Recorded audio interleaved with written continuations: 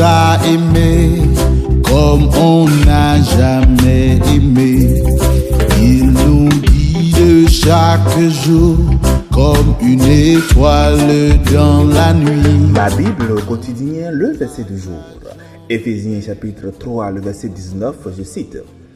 Et connaître l'amour de Christ qui surpasse toute connaissance, en sorte que vous soyez remplis jusqu'à toute la plénitude de Dieu.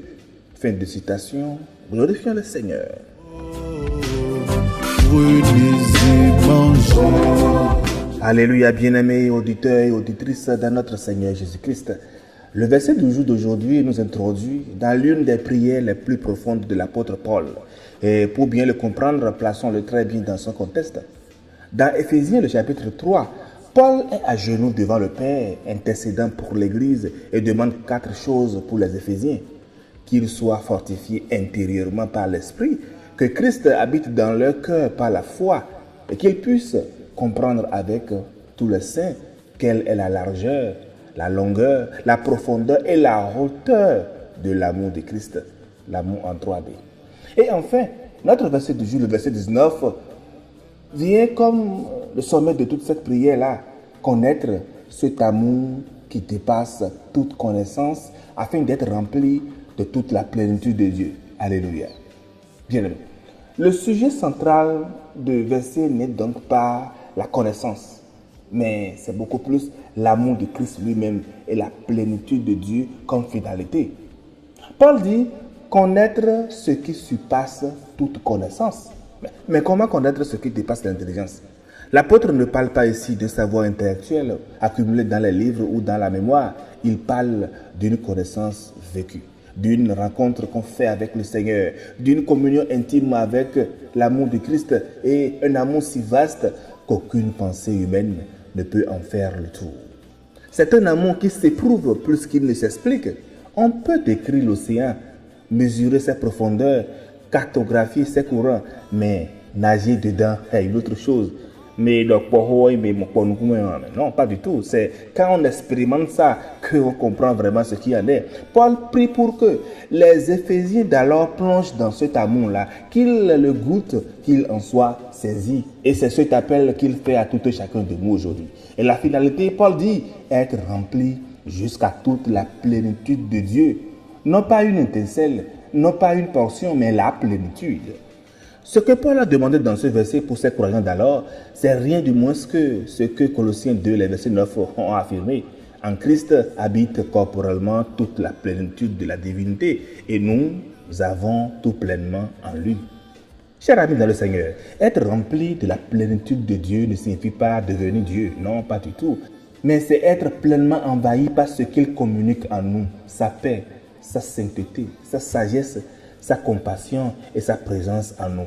Nous devons révéler cela. Autrement dit, plus nous laissons l'amour de Christ nous transformer, plus le caractère de Dieu devient visible dans notre vie, dans nos actes, dans nos manières de faire. Et c'est ça qui rend vraiment le témoignage. La colère laisse place à la douceur, d'accord? Mais la peur laisse place à la confiance et l'amertume laisse place au pardon. Le vide intérieur laisse place à la présence divine.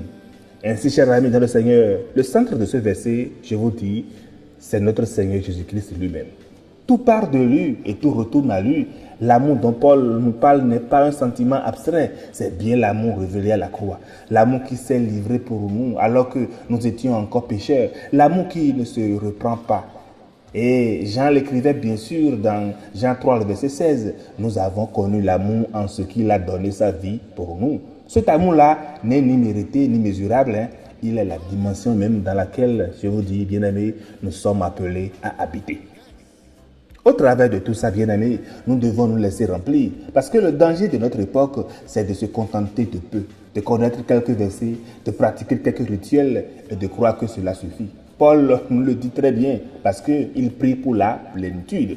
Pas pour la survie spirituelle, mais pour la plénitude de Dieu en nous. Cette plénitude-là ne s'obtient pas par l'effort seul. Elle se reçoit dans une relation que nous avons avec notre Seigneur, une relation quotidienne avec le Christ, dans la prière, dans la méditation de sa parole, dans l'obéissance quotidienne. Et cette relation suppose qu'on fasse de la place, qu'on vide ce qui encombre pour que Dieu puisse remplir. Bien-aimés, peut-être en ce moment que vous m'écoutez, votre cœur est troublé par une situation que personne ne comprend autour de vous. Le Seigneur vous rappelle aujourd'hui que son amour dépasse même ce que vous-même, vous n'arrivez pas à exprimer. Là où les mots s'arrêtent, c'est là que la grâce de Dieu continue. Et pour conclure, le verset nous enseigne que la vraie maturité spirituelle ne se mesure pas seulement à ce que nous savons de Dieu, mais à la place que son amour occupe en nous. Bonne méditation et agréable journée à toutes et à tous dans la miséricorde de Christ Jésus. Alléluia. Un enfant nous est donné dans cette nuit de Bethléem. Les bergers l'ont reconnu et les mages sont venus. Ils l'ont vu, le Fils de Dieu, petit